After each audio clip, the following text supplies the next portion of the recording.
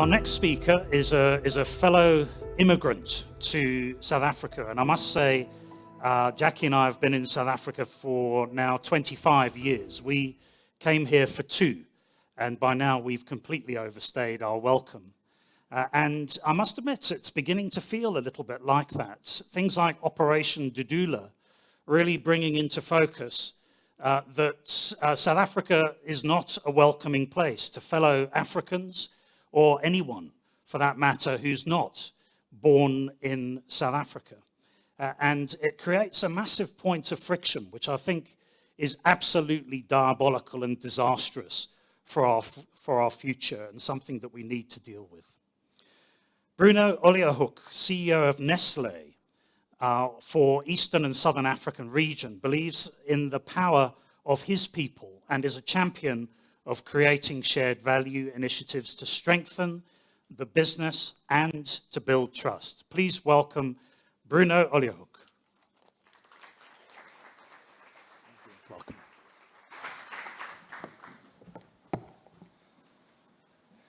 Good morning, everyone. My name is Bruno Olierhoek, and let me start by introducing myself and my family in this picture that was taken in the Netherlands, where I grew up. So here in the picture you can see me beginning of my adult life with my parents and my wife. So when Brenda asked me to speak, she asked me to define, in my opinion, what does consciousness and conscious leadership look like. And it reminded me of 1995, when the United Nations celebrated its 50th year. And as part of those celebrations, they asked students to come to Geneva to discuss with them the next 50 years. And I had the honor of representing my university in Bordeaux, France, in those celebrations. So they took us around the different United Nations agencies and their agendas. And then at the end, they asked all the students for their pledge. And I remember my pledge, which was that I intended to work for Nestlé in the developing world, and that through my presence there, I would like to contribute positively through my household, through my company, through my community. And you can see from that pledge that I consider myself a doer more than a dreamer. I want to, instead of fixating on the definition, focus more on the impact. But still, I try to reflect and think about why is it that I think about consciousness the way I do. And I believe that it's actually due to my upbringing in the Netherlands. And I'll give you 3 little stories that kind of explain why I feel the way I feel. So I grew up in a little town next to Rotterdam called Barendrecht, where in Rotterdam the football club is Feyenoord. And of course, all the boys playing together, they were always singing the theme song of this club Feyenoord, which is Hand in Hand Kameraden, which is loosely translated to something like, let's do it together, my friends. And in that theme song, there's one sentence that gets repeated 8 times. And that is geen woorden maar daden, that you can see here, which obviously translates to, it's not about the words, it's about the deeds. So that's the first thing that I think stuck with me. The second one is actually from my name, my family name, Olierhoek.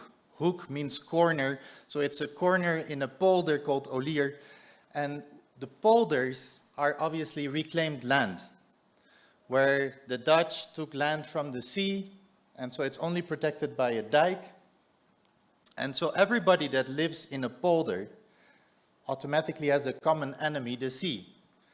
And it doesn't matter if you're rich or poor, if you're old or young, male or female, everybody has to work together and be on standby to reinforce the dike whenever needed, because we're all in it together. So from that you can see that collaboration is something that has stuck with me. And the third one is the Dutch entrepreneurial spirit and their innovation. And indeed, back in 1602, the first company was born in the Netherlands when several merchants came together to fund their expeditions to do trade with Mongol India. But what I find interesting is that all the companies later on that wanted to get their operating license had to be able to prove and to demonstrate how their operations, how their actions would contribute positively to the world. So the companies were conscious from the start.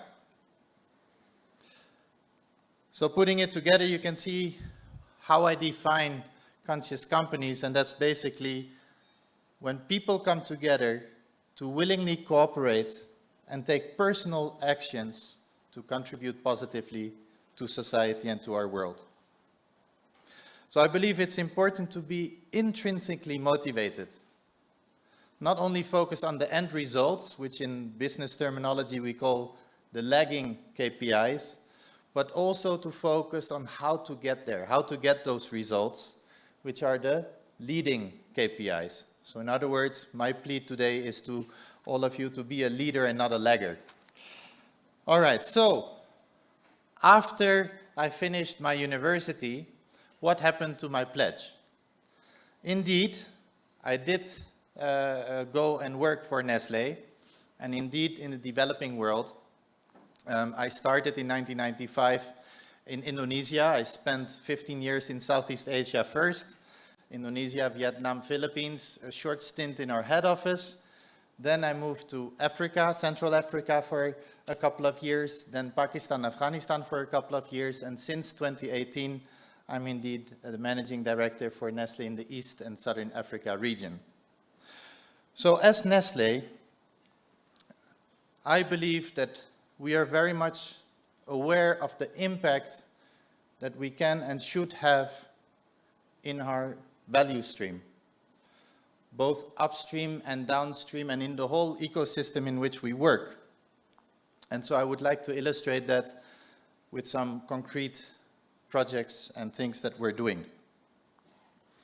Of course, first of all, I have to start by saying that while it's true that we're into manufacturing and distribution of food and beverages, we are all, as Nestlé employees, driven by our purpose and guided by our values that are rooted in respect. And the Nestlé purpose, as you can see here, is to unlock the power of food, to enhance the quality of life for everyone today and for the generations to come. So not just products, but it goes way beyond. So if I then show some examples, upstream first, there we work with our farmers, and here in Africa, we want to ensure that we are realizing empowered and enabled African livelihoods. So when we work with our farmers, we don't just buy their milk, but we work with them and make positive impact in their communities. So as an example, we are working with our farmers on regenerative agriculture, so on the soil, and we are working with our dairy farmers towards net zero emission dairy. And our first project and our first farm, we started to work on this, is in Schimmelkrans, close to George, and that project is well on its way, making fantastic progress, and early next year, it will be the first farm in Africa, dairy farm, that will be net zero emissions. Then I'll give you one example in one of our factories.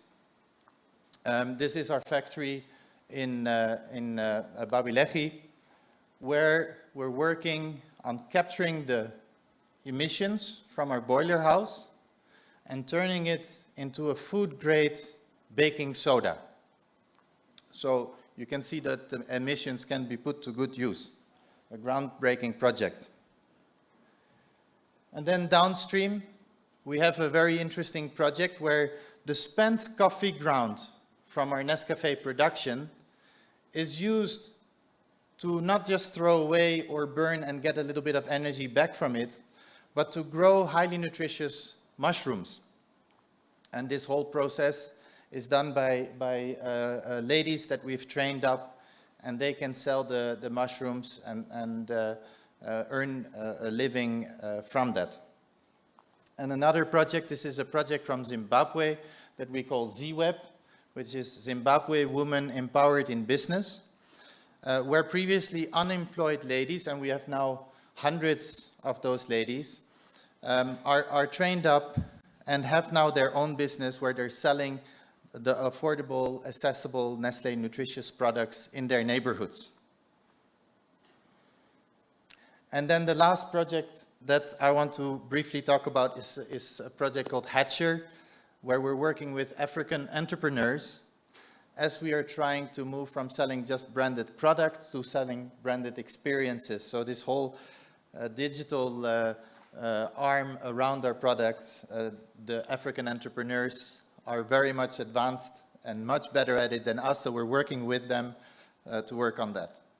And then in closing, I would like to share with you something that Adriana Marais, a South African scientist, has shared with my senior leadership.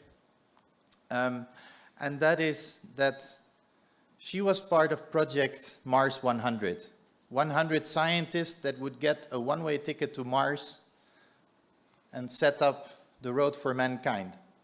And in fact, she was demonstrating to us how already today, with the technology that exists already today, we can survive on Mars. So obviously that got me thinking that if we can survive on Mars where there's absolutely nothing, by comparison, if you look at our world with all the resources that we have, surely we can find all the solutions to our problems as long as there is a will to do so, to collaborate together, to take personal actions, as long as there's consciousness and conscious companies. Thank you very much.